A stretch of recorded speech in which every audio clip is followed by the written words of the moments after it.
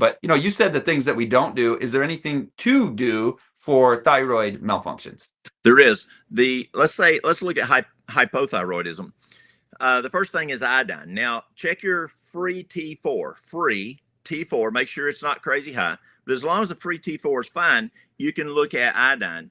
And a lot of folks are using anywhere 12.5, 25, and as much as 25 if there's some significant challenges with that high TSH. The next one is B2 and B3. B2 and B3 are great to help the thyroid absorb the iodine.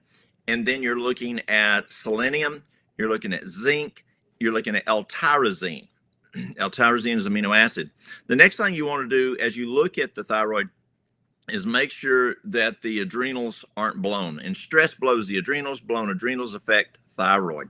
Now, if a person has hyperthyroidism, you still want to do all those items, but you want to be very cautious on the iodine. And I would not start first with the iodine. You can start on those other items, but be very careful on the iodine. Even Hashimoto's, you want to be careful. But the best thing I found with Hashimoto's, as the antibodies go up, as you know with your wife, the best thing I have found that bring those antibodies down in the Hashimoto situation is for that person to do a vegetable juice fast for 60 days. Wow. So complete juice fast for 60 days. That is correct. Now, don't drink the juice. Did you get that? No, you chew it. Exactly. Yeah. Yep. I was waiting for you to finish it, and you're like, I want to see if Scott got that. That's right.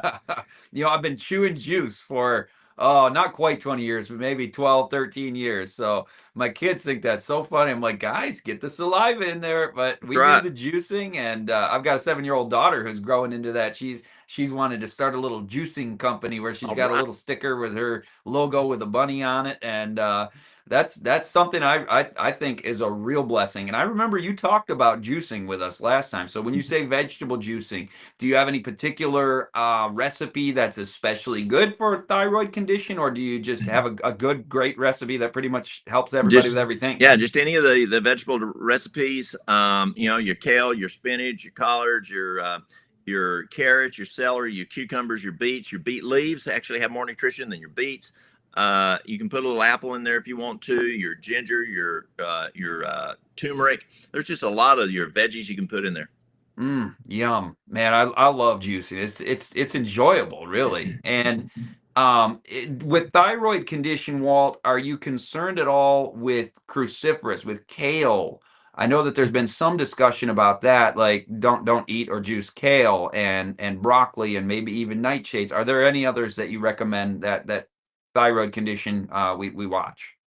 Not to my knowledge. Now, there is one more thing that's been found in helping with thyroid. 2 items. One, remember Lifestyle Centers of America? Yes.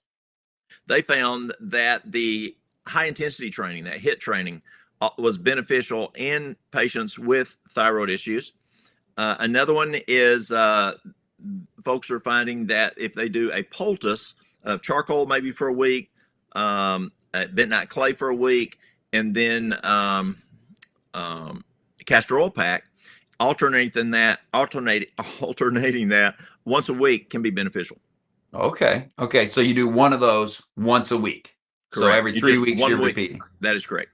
Oh, okay. So you're doing one of them all week, every day. That's correct. And then the next week you do the next one, and they were castor oil, bentonite clay. What was the first one again?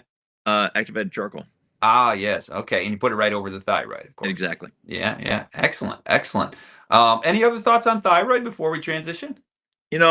As with everything, those 8 laws of health are so important, and nutrition is huge in thyroid issues. And then going back, as I briefly touched on, is what blows the adrenals, and that's stress. I just find that the more stressed a person is, the more of a challenge that is.